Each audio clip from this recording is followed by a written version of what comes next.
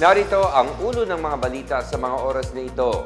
Pangulong Ferdinand R. Marcos Jr. pinuri ang mga kabataang may kakayahang mamuno ng may integridad, pagsisilbi at kakayahan sa ginanap na 10 Outstanding Young Men Awards. Pangulong Marcos balik trabaho na matapos sumama ang pakiramdam noong Miyerkules ayon sa Malacanang. Preemptive evacuation iniutos sa ilang barangay sa Calamansig, Sultan Kudarat dahil sa sunod-sunod na aftershock mula sa magnitude 5.2 na lindol noong January 19.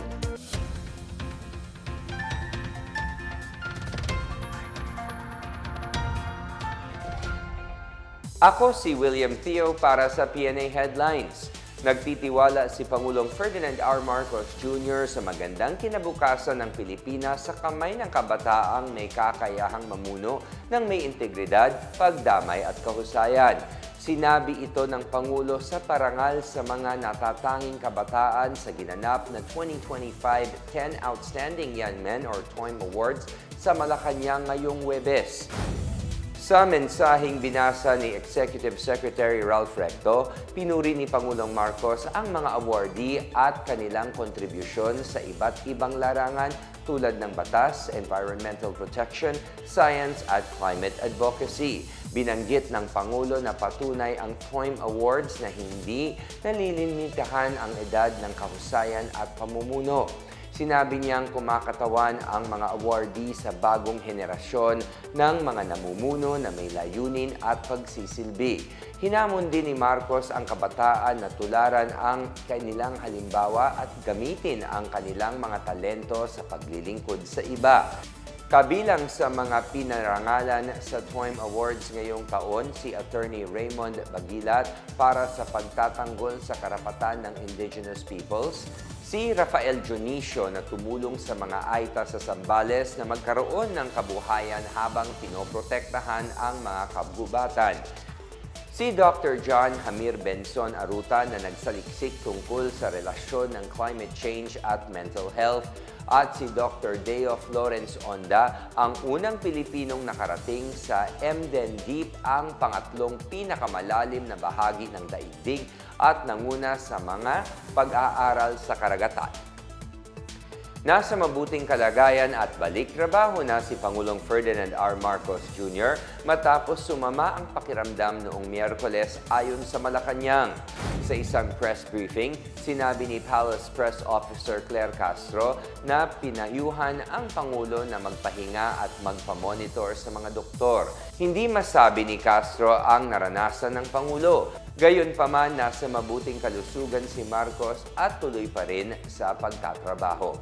Ngayong hapon ay bumalik sa palasyo ang Pangulo para dumalo sa ilang pagpupulong.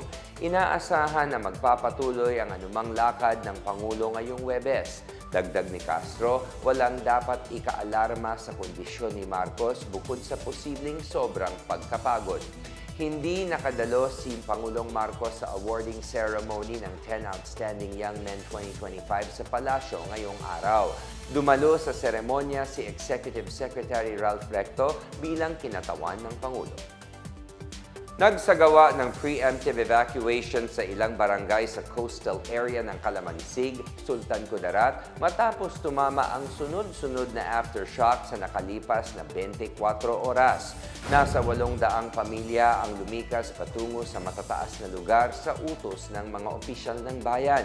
Noong Miyerkules ng gabi, iniutos ni Mayor Ronan Eugene Garcia ang paglikas patungo sa mga evacuation area at covered court.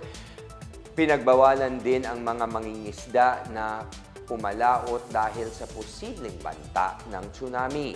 Nakapagtala ang Philippine Institute of Volcanology and Seismology or PHIVOLCS ng mahigit 450 aftershocks.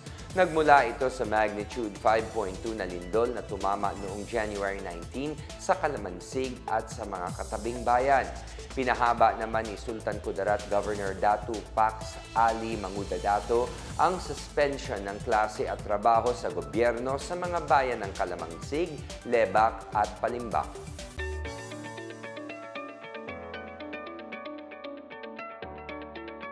At sa balitang pangkalakalan, ini-exempt ng Securities and Exchange Commission or SEC ang mga micro-enterprise or mga negosyo may kapital at obligasyon mas mababa sa 3 milyong piso sa pagpapasa ng audited na financial statement.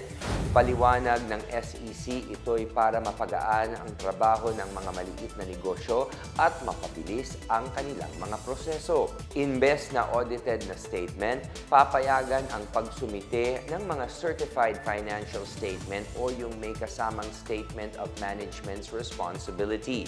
Bago ito, mga kumpanya na wala pang 600,000 pesos ang assets at liabilities ang sakop ng polisiyang ito. Ayon kay SEC Chair Francis Lim, sa ganitong paraan, maibubuhos ng mga micro-enterprise ang kanilang atensyon at gastusin sa pagpapalago ng kanilang operasyon. Titiyakin din na maging responsable ang mga may-ari ng mga negosyo na magsumite ng maayos at walang daya na records. Sakop ng bagong patakaran ang mga financial statement na inilabas pagkatapos ng December 31, 2025. Samantala, muling bubuksan ng Philippine Travel Agencies Association or PTAA ang kanilang taunang Travel Tour Expo sa the SMX Convention Center sa Pasay City mula ika-6 hanggang ika-8 ng Pebrero. Tampok sa Travel Tour Expo ang mahigit 800 booth kung saan makakamura sa mga biyahe, tour package at accommodation sa mga pasyalan dito at sa ibang bansa. Lalahok sa Expo ang iba't ibang travel agency at tour operators, airlines, hotel at resort, cruise liner at mga embahada ng ibang bansa. Mahigit 100,000 tao ang inaasahang dadalaw sa gaganaping Expo. Kasabay nagaganapin ang International Travel Trade Expo kung saan tampok ang mga malalaking pangalan sa industriya. At yan ang pinakabago at pinakamainit na balita sa mga oras na ito, hatid sa inyo ng PNA Headlines. Para sa iba pang mga balita at impormasyon, bisitahin lamang ang aming website pna.gov.ph o ang aming Facebook at X account na Philippine News Agency. Mapapanood din ang PNA Headlines sa pamamagitan ng link sa website ng News and Information Bureau sa ilalim ng PNA News at sa YouTube account ng Philippine News Agency. Ako po si William Theo at ito ang PNA Headlines, naghahatid ng mga balitang nagbubuklod sa bagong Pilipinas.